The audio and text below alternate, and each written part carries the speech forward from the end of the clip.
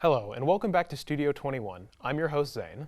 And I'm Audrey. Today we'll be taking a look at some drama with a prominent game developer, reviewing a few anime movies, and listening to music produced by a student here at Trinity University.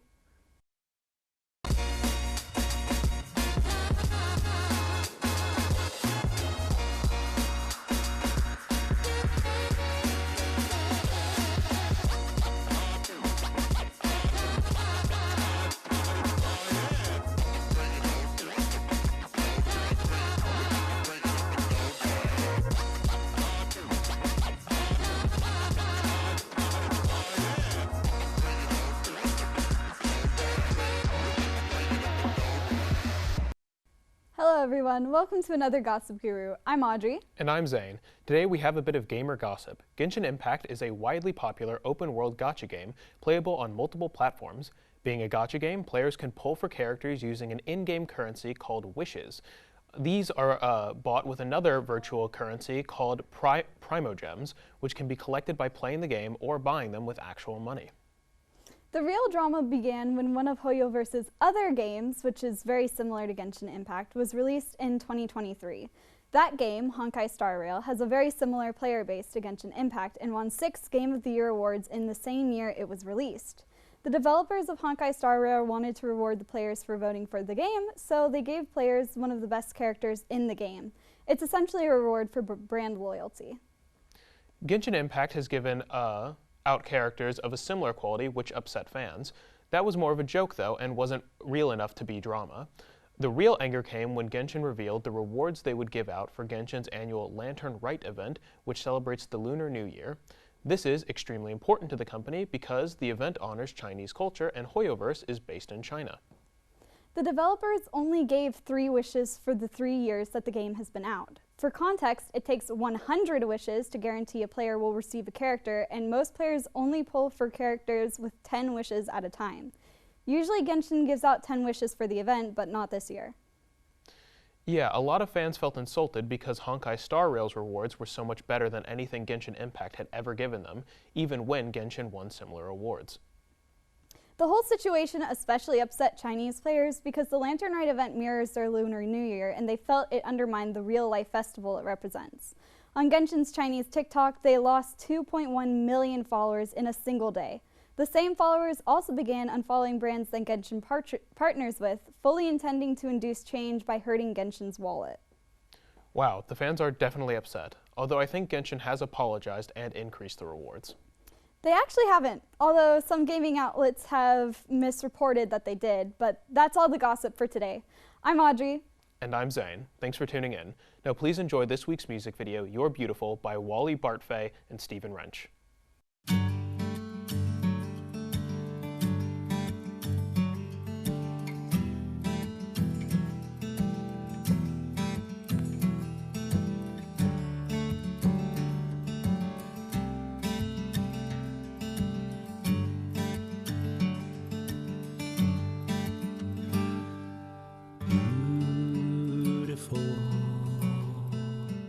You're my beautiful, beautiful, you're beautiful to me.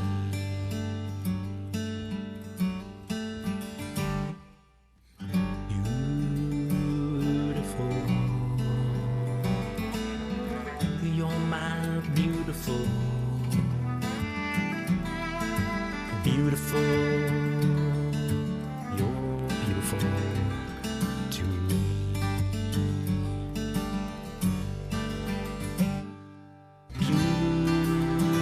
Beautiful, beautiful soul. Beautiful that I've got to know. You're my life, you're all my hopes.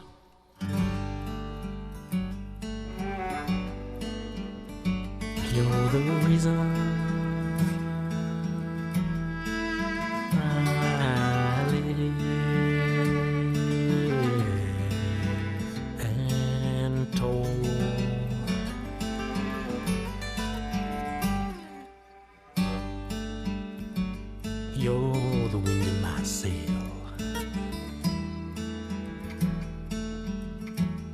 You're the fire that makes me live. Still waters run deep. Like your unconditional love for me. You love me for who I am. All my scars and wounds you understand. And I want to spend every moment with you. Time stands still when I'm with you. See the stars late at night. Sit by the fire and hold you tight. I wanna walk on the beach with you. Kiss your sweet lips and make love to you.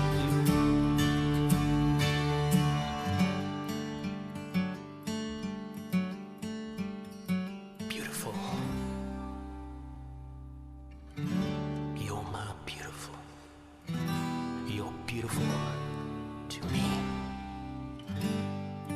Beautiful, you're my beautiful. Beautiful, you're beautiful to me. Beautiful, you're my beautiful. Oh, beautiful to me. Beautiful, you're my beautiful. Beautiful, you're beautiful to me.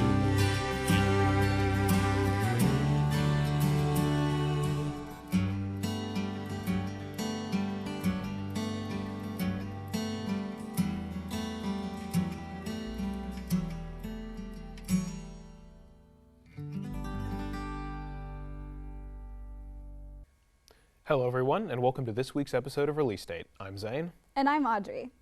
First, we'll start with the super successful new Studio Ghibli film, The Boy and the Heron. The Boy and the Heron, directed by Hayao Miyazaki, is the newest film by the acclaimed Studio Ghibli and released in early December in the US. The English voice cast for this film notably stars Robert Pattinson, Florence Pugh, Christian Bale, Dave Bautista, William Dafoe, and Mark Hamill. This film marks the 25th film released by the studio and the 12th film directed by Miyazaki.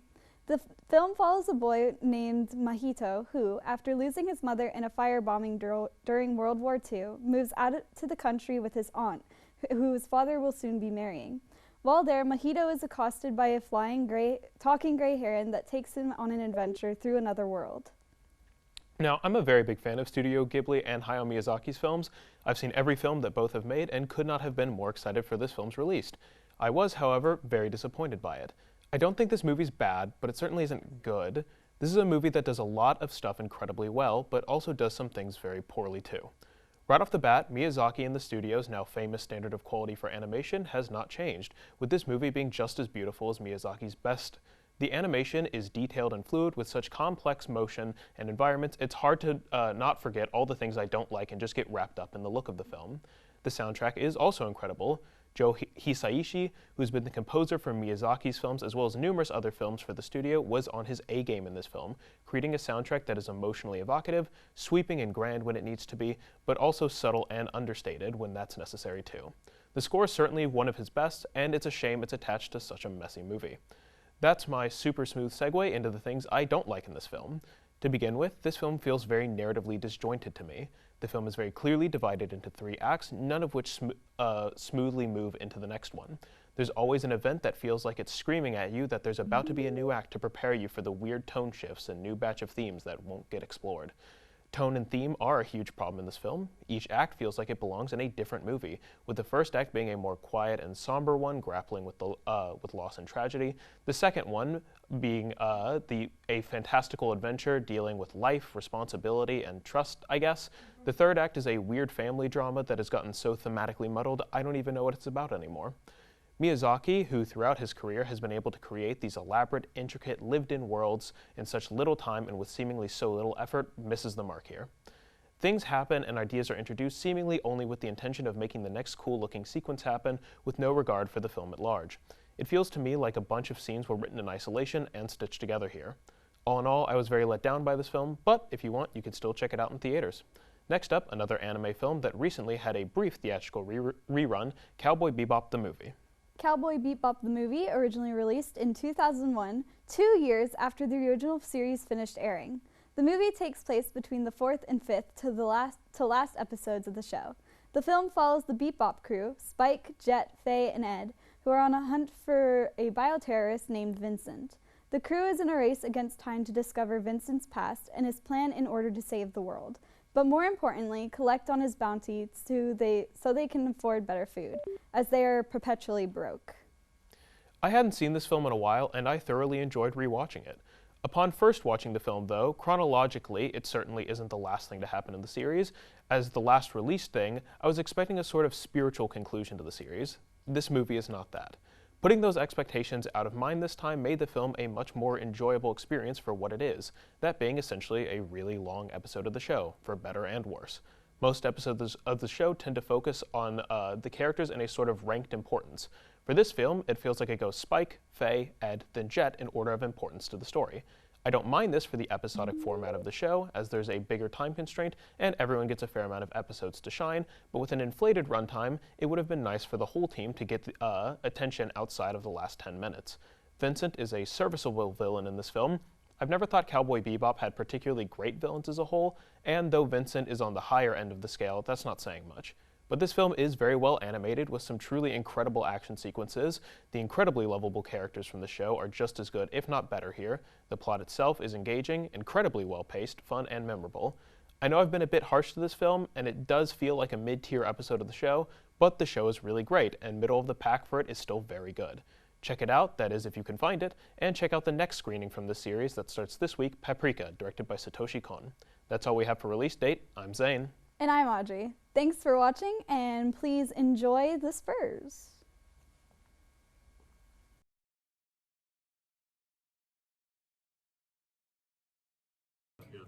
Hi, I'm Kate, and this is Yanel. and we're on our way to the Spurs game. We're in line right now in the bus lane, and we're riding on a nice coach bus. Yanel, have you ever been to a Spurs game before? I have actually. Okay, and what can you tell me? I think the Spurs games are really exciting. There's a lot of fun stuff going on. I feel like it's always action-packed. Okay, and he said his favorite part is tip-off because he thinks that's when the most is going on. So we're excited.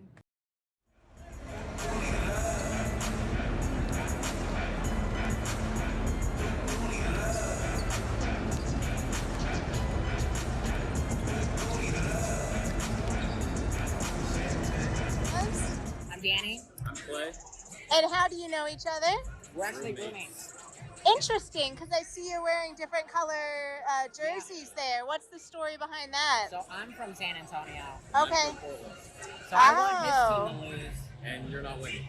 Hey, Okay. we'll see what happens. We'll Go Spurs, see. go. How is it going? And have you been to a Spurs game before? This is my second Spurs game. And who is your favorite player? Probably Kelvin Johnson. Okay, enjoy the game.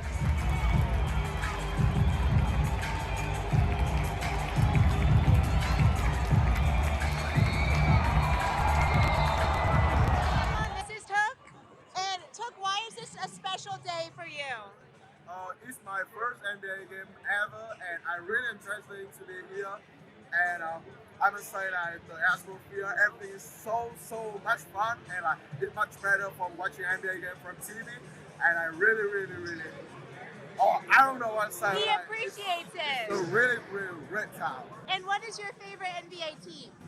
My favorite NBA team is absolutely the San Antonio Spurs. Oh, wow, okay. The first time I watched NBA is probably like around 2013 as the big time of San Antonio Spurs. You've And always been a Spurs fan. I always been a Spurs fan. They have the culture, they have the play style, and I love Coach P. Did that influence why you came to Trinity? Because of the Spurs, or it just happened to be like that? I must say I love San Antonio, and Spurs just a part of that. Okay, Like I love okay. the weather, I love the city, and I must say like Joe's Trinity University is one of the best decision I ever made. I've always been a big Spurs fan, being from South Texas, but ever since I came to Trinity, it's happened in San Antonio, and I've come to the games, it's just developed like into a big passion of mine. I've been to like over 10 Spurs games. I love being with my friends here, my Trinity friends. It's just an amazing atmosphere and everything. And I love the San Antonio Spurs. Awesome. And what is your favorite food to get at a Spurs game? Oh, so today I had some Whataburger, and man, that was really, really good. Shout out to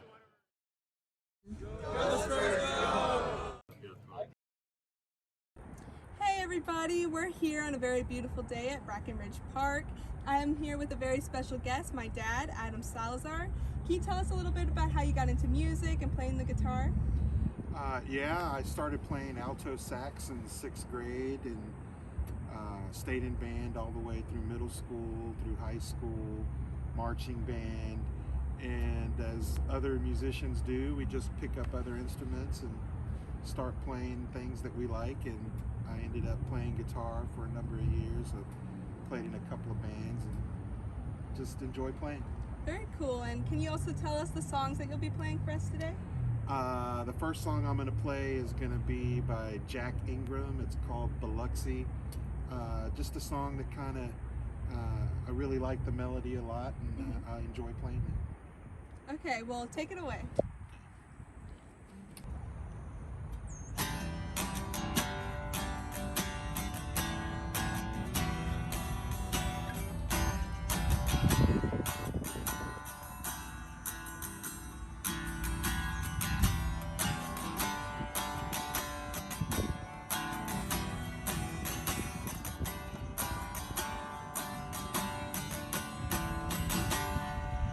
Where in hell did you go? You left us all alone, I wasn't even 18. You never turned around like some kid out on the run. Left us for fun down in Biloxi in the Gulf of Mexico. Well, I guess the girls are pretty. Nobody says it's late. And you can stay out all night long and never have hell to pay in Biloxi. When you were 41, you got your problem down in Biloxi.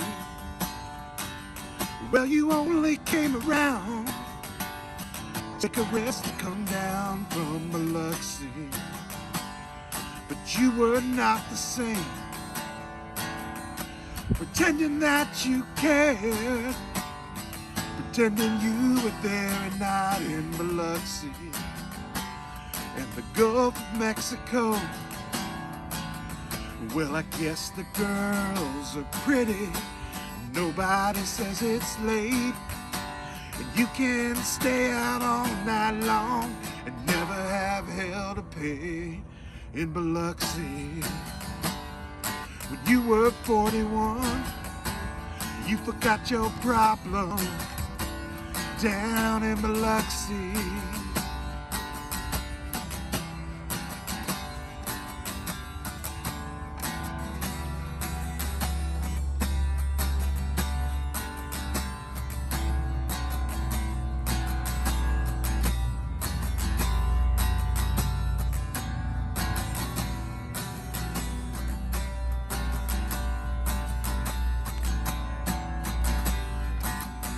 Did you really think you'd find more than you left behind back home in Houston?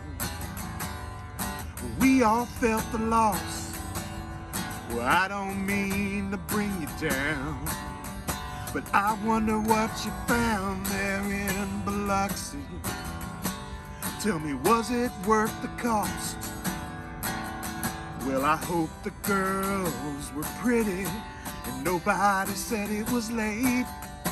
And you can stay out all night long and never have hell to pay in Biloxi.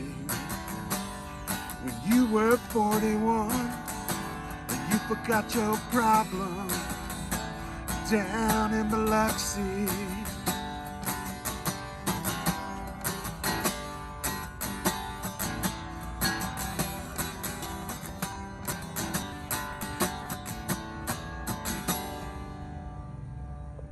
Okay, this next song is called We Are One. I wrote it while living with Rochelle in Las Cruces, New Mexico.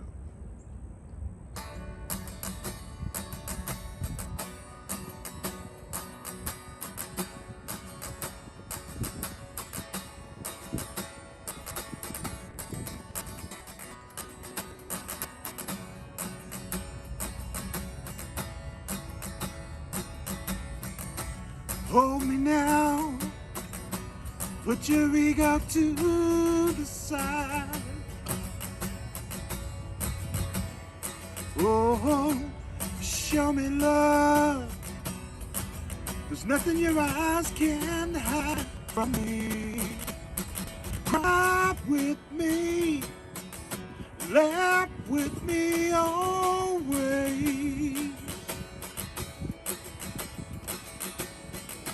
Don't allow division of our heart.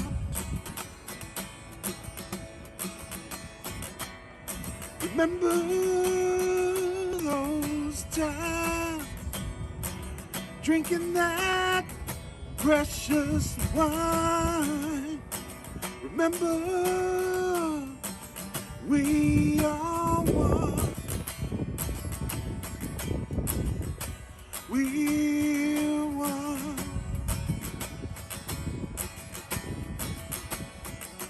Last night I looked up to the stars, walking out deep within my heart. Dream after dream, now we're here. Yes, I will hold you. Together we'll not fear.